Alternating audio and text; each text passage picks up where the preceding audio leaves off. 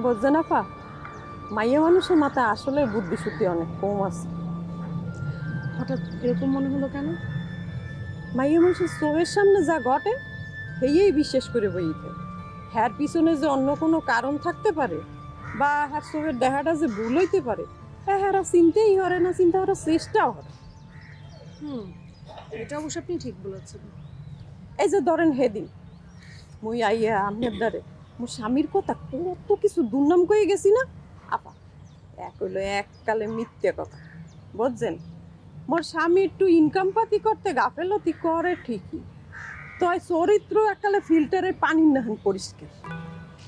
হঠাৎ করে আপনার স্বামীর চরিত্র সম্পর্কে ধারণা চেঞ্জ হলো কিভাবে? আফা, এককালে এটা একটা অরাজকতার কথা, তাই শরমের কথা কেমনে কই। না না থাক, সমস্যা থাকলে বলতে হবে না। মানে সমস্যা মানে সমস্যা না, ব্যাপার হয়েছে কি, মোর স্বামীরে যে ব্যাপার নিয়ে সন্দেহ করছিলাম, মুইও সেইরকম একটা গ্যারাকলে পড়ে গেছি। তাই মোর ব্রেন ট্রেন তো একটু হাই লেভেলের, একটু বুদ্ধি শুদ্ধি ভালো, অল্পের মধ্যে ব্যাপারটারে ম্যানেজ করে ফেলাইছে আর ভুল বোঝাবুঝি ভেঙে ফেলাইছি। অন্যের কথা শুনে আমিও যে মাঝে মধ্যে সাহিলের সঙ্গে খারাপ ব্যবহার করি, এটা কি আমার অন্যায় হচ্ছে না? এমনও তো হতে পারে আমার সুখের ঘর ভাঙতে অর্ণব সাহেব সাহিলের নামে মিথ্যা কথা বলে আমার কান ভারী করছে। বাবা, কি হয়েছে, চুপ করে গেলেন যে? না, তেমন কিছু না। ব্যাপারটা হয়েছে কি আপা, ওই স্বামী গো খুব বেশি এককালে বিশ্বাসও করা যেরকম ঠিক না, আর কারণে অকারণে ওইরকম অবিশ্বাস করাও ঠিক না। নিজেকে তো বুদ্ধি বিবেচনা আছে, এই বিবেচনা দিয়ে আগে বিচার করা উচিত।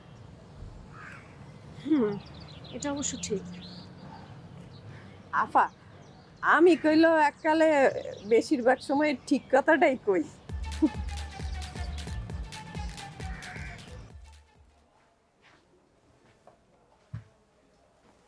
মাহি, শিশিরকে আর একবার ফোন করেছিল রে? না তো। ছেলেটা না এমন একটা চাকরি করে, ওকে নিয়ে আমার সারাক্ষণ টেনশন হয়।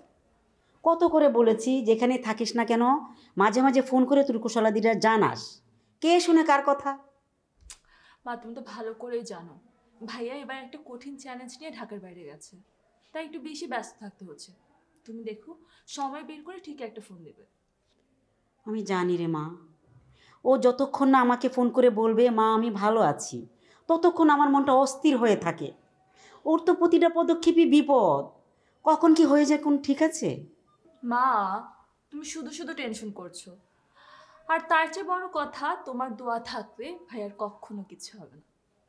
ওর এই চাকরিটা না আমার কখনোই পছন্দের ছিল না। ও জোর করে ঢুকে গেল চাকরিতে। আরে বাবা, এমন একটা চাকরি কর যে চাকরি করলে আমার কোনো টেনশন থাকবে না। কিন্তু মা, ভাইয়ের এই চাকরিটা আমারও খুব পছন্দের। আমি ভাবছি সুযোগ পেলে আমিও। থাক, তোমাকে আর বলতে হবে না।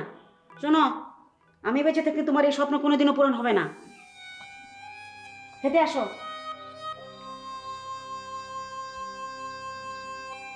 নাদিয়া, আমি মনে মনে একটা প্ল্যান করেছি। কি প্ল্যান ভাইয়া? ভাবছি অর্ণবকে রুমে ডেকে নিয়ে এসে সাদিয়ার ব্যাপারে আমি জিজ্ঞাসা করব। ওর মনে যেটাই থাক, আমার মনে হয় ও সামনাসামনি অস্বীকার করতে পারবে না। দরকার নেই ভাইয়া। কেন? না, মানে বিষয়টা তুমি আপুর উপরেই ছেড়ে দাও। দেখ, সাদিয়া যদি সত্যি সত্যি অর্ণবকে ভালোবাসে, আর অর্ণব যদি জাস্ট কোম্পানি পাওয়ার জন্য ওর সাথে রিলেশন বিল্ড আপ করে, তাহলে কিন্তু পরে অনেক ঝামেলা হবে। সাদিয়া নতুন করে আর একটা প্রবলেমে পড়বে, তখন কিন্তু ওকে বাঁচানো আমাদের জন্য খুব কষ্টকর হয়ে দাঁড়াবে। ভাইয়া তুমি তো অরিড হচ্ছ কেন? ওরা দুজনেই ম্যাচিওর। কোনটা করলে ভালো, কোনটা করলে খারাপ, সেটা নিশ্চয়ই তারা জানে। আমরা কেন অযথা ওদেরকে নিয়ে ভাবছি বলো? তাহলে তোর ইচ্ছা অর্ণবের সাথে সাদিয়ার বিষয়ে আমি কোনো কথা না বলি? আমি যা রিয়েলাইজ করেছি আমি জাস্ট সেটাই তোমাকে বললাম। তুমি নিজেই ভেবে দেখো না। ঠিক আছে, তাহলে ওকে আর আমি কিছু বললাম না। ভাইয়া, আমি বলেছি বলে তুমি এটা বলছো, ব্যাপারটা কিন্তু এরকম না। তোমার নিজেরও ভাবা উচিত। তুই নিশ্চয়ই সাদিয়ার অমঙ্গল চাইবি না?